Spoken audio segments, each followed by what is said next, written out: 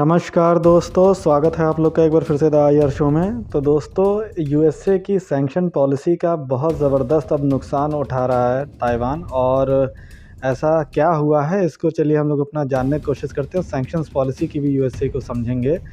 तो दोस्तों, दरअसल बात ये हुई है कि ताइवान के साथ अपने डिप्लोमेटिक रिलेशन को निकारागुआ ने समाप्त कर दिया है, और जिसके पीछे सबसे बड़ी वजह जो है वो निकारागुआ पे लगाए गए यूएसए के सैंक्शंस हैं। अब निकारागुआ के ऊपर सैंक्शंस क्यों लगाए यूएसए ने, तो देखिए उसके वजह ये है कि निकारागुआ के साथ जो संबंध हैं यूएसए के ख़राब होते गए। और यहाँ पे आप निकारागुआ की लोकेशन भी देख सकते हैं।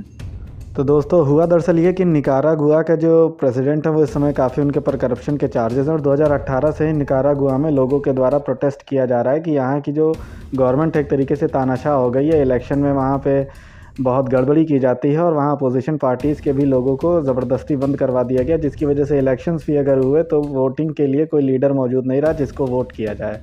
तो ओवरऑल इन सब चीज़ों को देखते हुए अमेरिका ने क्या किया कि निकारागुआ के ऊपर बहुत ज़बरदस्त तगड़े सैंक्शंस लगा दिए थे, जिसकी वजह से निकारागुआ ने रशिया की मदद ली और रशिया ने वहाँ पे आया। और अब कहीं ना कहीं इन सब चीज़ों के बाद निकारागुआ ने क्या किया कि अब आप यहाँ देख सकते हैं स्क्रीन पे, उसने साफ कह दिया कि there is only one China. और यहाँ पे साथ ही में उन्होंने ये कहा कि सीधे सीधे कोई लेजिटिमेट चाइना है तो पीपल्स रिपब्लिक ऑफ चाइना है, और ताइवान जो है उसकी एक ऐसा पार्ट है जिसको अलग नहीं किया जा सकता। सोचिए, वही निकारागुआ है जो कि 1960 में ताइवान को अपनाया था, और उस समय यूएसए के साथ रिलेशनशिप भी अच्छे थे। लेकिन आज जो है स्थितियाँ बदल गई हैं, और सिर्फ यूएसए की सैंक्शंस पॉलिसी की वजह से। अब इस पे ताइवान की तरफ से भी रिप्लाई आ चुका है, जैसा कि आप यहाँ देख सकते हैं कि सैडनेस और काफ़ी रिग्रेट उन्होंने अपनी तरफ से व्यक्त किया है ताइवान की एम्बेसी ने, ताइवान के फॉरेन अफेयर्स ने। और साथ ही साथ इन्होंने कहा कि कोई भी दबाव हमारे पर भले ही क्यों ना डाला जाए, लेकिन बावजूद इसके हम किसी भी तरीके से जो है झुकेंगे नहीं चीन के आगे। तो दोस्तों, अब चलिए हम लोग ये समझने की कोशिश करते हैं कि किस तरीके से यूएसए की जो सैंक्शन पॉलिसी है वो पूरे विश्व में अब अमेरिका के इंटरेस्ट को ही सबसे ज़्यादा नुकसान पहुंचा रही है। तो इसको हम इस तरीके से समझ सकते हैं कि जैसे आपने देखा कि निकारागुआ के ऊपर सैंक्शंस लगा दिए, बहुत ज़्यादा टाइट सैंक्शंस कर दिए अमेरिका ने। तो उसके बाद अब निकारागुआ ने क्या किया कि अपनी मदद के लिए याद किया रशिया को, और रशिया ने क्या किया कि निकारागुआ की मदद के लिए यहाँ पे मिलिट्री भेज दी।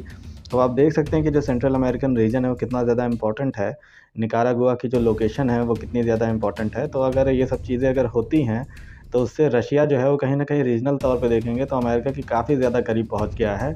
और जितना ज़्यादा आप सैंक्शंस लगाते जाएँगे तो वो कहीं न कहीं, चाहे उसके रीज़न्स कुछ भी हों सैंक्शंस लगाने के, आप ये कहिए कि कोई डेमोक्रेसी को फॉलो नहीं कर रहा है, किसी के यहाँ लॉ एंड ऑर्डर नहीं है, तब आप जो भी चीज़ करेंगे ये चीज़ें पहले काम कर सकती थी, लेकिन अब ये चीज़ें अब नहीं काम कर सकती, क्योंकि अब कंसोलिडेशन जो है वो वर्ल्ड में बहुत ज़्यादा बढ़ता जा रहा है। कहीं न कहीं बहुत ज़्यादा ध्रुवीकरण हम लोग को अब देखने को मिल रहा है विश्व में।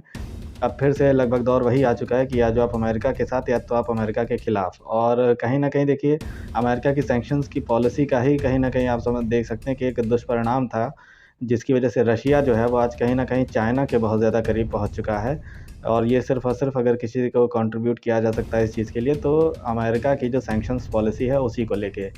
क्योंकि बराक ओबामा के समय में इतने ज़्यादा सैंक्शंस लगाए गए रशिया के ऊपर कि रशिया के पास कोई रास्ता नहीं बचा चीन से अपनी दोस्ती को बढ़ाने का। और आज आप देख सकते हैं कि किस तरीके से रशिया और चाइना दोनों मिल के एक दूसरे के साथ सर्वाइव कर रहे हैं। सैंक्शंस का असर तो हुआ है, लेकिन वो अब आपको ये भी देखना पड़ेगा कि उसका बहुत ज़्यादा नुकसान ये हुआ है कि रशिया और चाइना जो है वो काफ़ी करीब हो चुके हैं, जो कि अब सेंट्रल एशियन रीजन में और साथ ही साथ यूरोपियन कंट्री में मिल के जो है वो छोटे-छोटे देशों को अब डिस्टेबलाइज़ करने का काम कर रहे हैं। इसी के साथ में आप ईरान को देख सकते हैं, तो ईरान में भी अमेरिका ने क्या किया कि इनके ऊपर ज़्यादा से ज़्यादा सैंक्शंस लगा दिए। ट्रंप ने किस तरीके से जो डील हुई थी, पीस डील हुई थी, उसको जो है कैंसल किया, जिसके बाद ईरान के भी जो रिश्ते हैं वो और देशों के साथ ख़राब हो गए just because of the American sanction.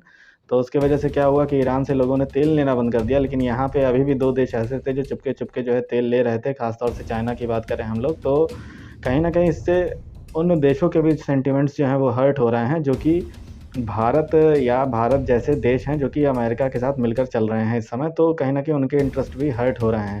अब इससे आप ये सोचिए कि रशिया जो है आगे चल के इंडिया का बहुत ज़्यादा साथ दे पाएगा, तो ऐसा नहीं है, क्योंकि रशिया और चाइना के बीच की जो नज़दीकी है वो बहुत ज़्यादा बढ़ती जा रही है। चाहे आप ट्रेड लेवल पे देख लीजिए या डिफेंस लेवल पे देख लीजिए, हर तरीके से बढ़ती जा रही है। तो अब आप ये सोचिए कि इंडिया चाइना की राइवलरी में कितना ज़्यादा साथ देगा रशिया, ये एक देखने की बात है।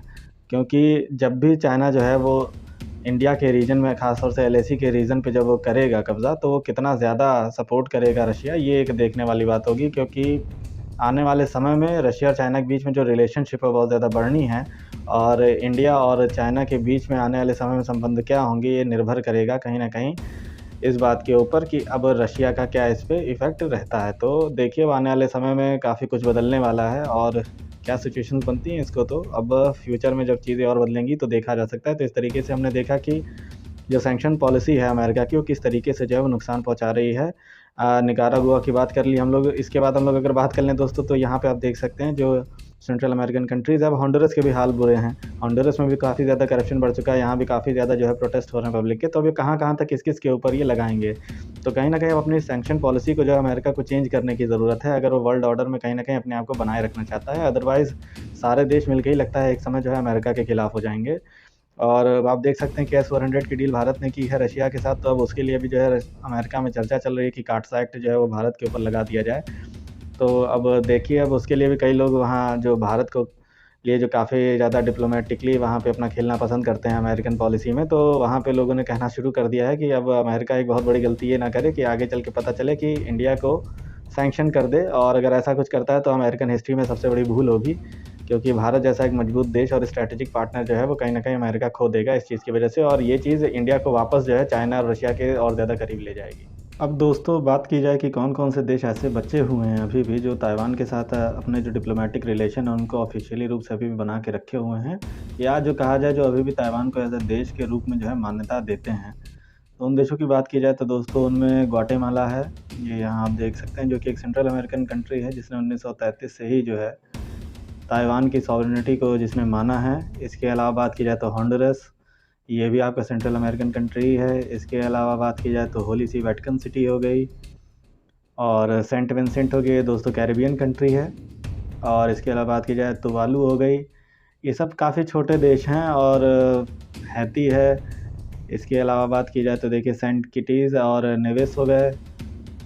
तो ये कुछ ऐसे देश थे जो पहचानते हैं। इसके अलावा आप बात कर सकते हैं पराग्वे हो गया, एस्वातिनी हो गया, नौरू हो गया, सेंट लूसिया हो गया, बेलिज़ हो गया, मार्शल आइलैंड हो गया, पलाऊ हो गए। तो ओवरऑल अगर मिला-जुला के देखा जाए दोस्तों, तो 13 से 14 देश ऐसे बचे हुए हैं। ख़ास तौर से 13 से 14 देश जो हैं वो छोटे ही देश हैं। कोई आइलैंड कंट्री है तो कोई कैरिबियन कंट्री है। तो ये सब छोटे ही देश हैं जो कि अभी भी ताइवान को एज़ अ कंट्री के रूप में मान्यता देते हैं।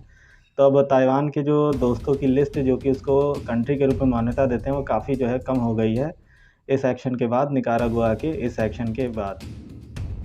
तो दोस्तों कहीं न कहीं अब इन सब चीज़ों के बाद देखिए एक बात पूरी तरीके से क्लियर है कि आप बहुत ज़्यादा अगर किसी को आइसोलेट करेंगे अपने सैंक्शंस के थ्रू, तो वो चीज़ें जो है वो कहीं न कहीं आपके दुश्मन की तरफ उन चीज़ों को ले जाएगी, और जिसका खामियाज़ा यूएसए के जो पार्टनर कंट्रीज़ हैं जो कि यूएसए के ऊपर निर्भर है, उनको भी उसका खामियाज़ा उठाना पड़ेगा।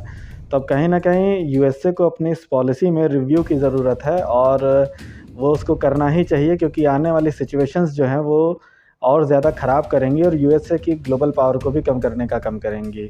तो दोस्तों बाकी आप लोग की क्या राय है, आप लोग अपनी राय जो है कमेंट बॉक्स में ज़रूर शेयर करिएगा। वीडियो अच्छा लगा हो तो प्लीज़ लाइक करें, दूसरों के साथ ज़्यादा से ज़्यादा शेयर करें। चैनल को जिन्होंने सब्सक्राइब ना किया हो प्लीज़ सब्सक्राइब करें, और ज़्यादा से ज़्यादा लोगों के साथ शेयर करें, चाहे कोई भी प्लेटफॉर्म हो, व्हाट्सएप पे, फेसबुक पे, सभी पे शेयर करें। थैंक यू दोस्तों, thank you for watching the video. जय हिंद, जय भारत।